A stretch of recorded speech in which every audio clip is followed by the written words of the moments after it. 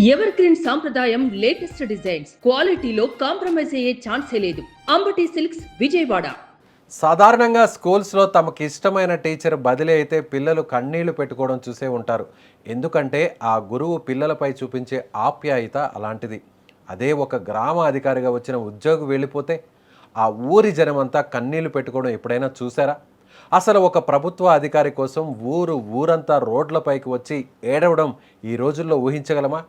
ప్రభుత్వ ఉద్యోగి అంటే కేవలం డ్యూటీ చేసి వెళ్ళిపోతారనుకునే ఈ రోజుల్లో ఒక అధికారి బదిలీ అయితే ఆ ఊరు మొత్తం శోకసంద్రంలో మునిగిపోయింది.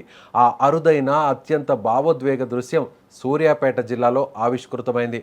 అధికారిగా వచ్చి ఆ ఊరికి కుటుంబ సభ్యురాలుగా మారిపోయిన ఒక మహిళా అధికారి కథ ఇది.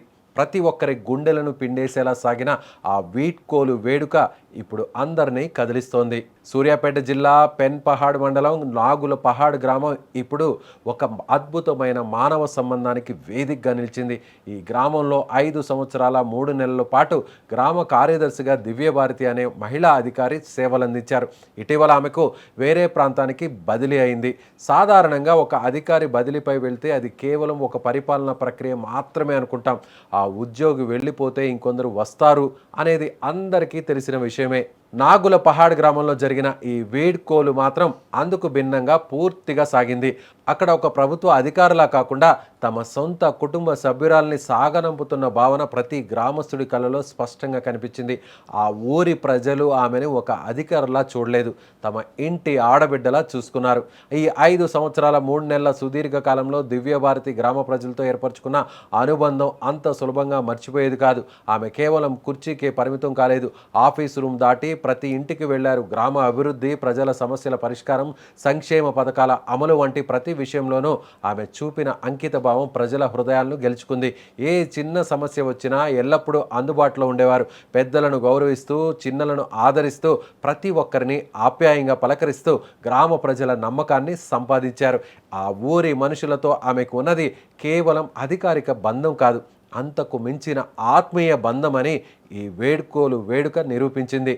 దివ్యభారతి బదిలీ వార్త తెలిసినప్పటి నుంచి నాగుల పహాడ్ గ్రామస్తుల్లో ఒక రకమైన నిశ్శబ్దం, ఆవేదన నెలకొంది.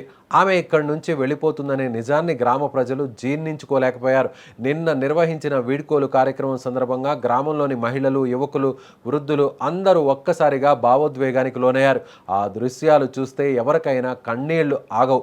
పలువురు గ్రామస్తులు ఆమెను పట్టుకుని మాట్లాడలేక కన్నీళ్లు పెట్టుకున్నారు. తమకు చేసిన సేవలను గుర్తు చేసుకుంటూ భావోద్వేగానికి గురయ్యారు. మేడం, మీరు మా గ్రామానికి ఎంతో సేవ చేశారు, మమ్మల్ని ఎప్పటికీ మర్చిపోవద్దు అంటూ ఆత్మీయంగా చేతులు జోడించి వీడ్కోలు పలికారు. ఆ సమయంలో దివ్యభారతి కూడా తన కన్నీటిని ఆపుకోలేకపోయారు. ఒక అధికారి తన విధులను నిబద్ధతతో, లంచాలకు తావు లేకుండా నిర్వహిస్తే ప్రజల మనసుల్లో ఎంత గొప్ప స్థానం సంపాదించగలరో నాగుల పహాడ్ గ్రామంలో జరిగిన ఈ సంఘటన మరోసారి అందరికీ నిరూపించింది.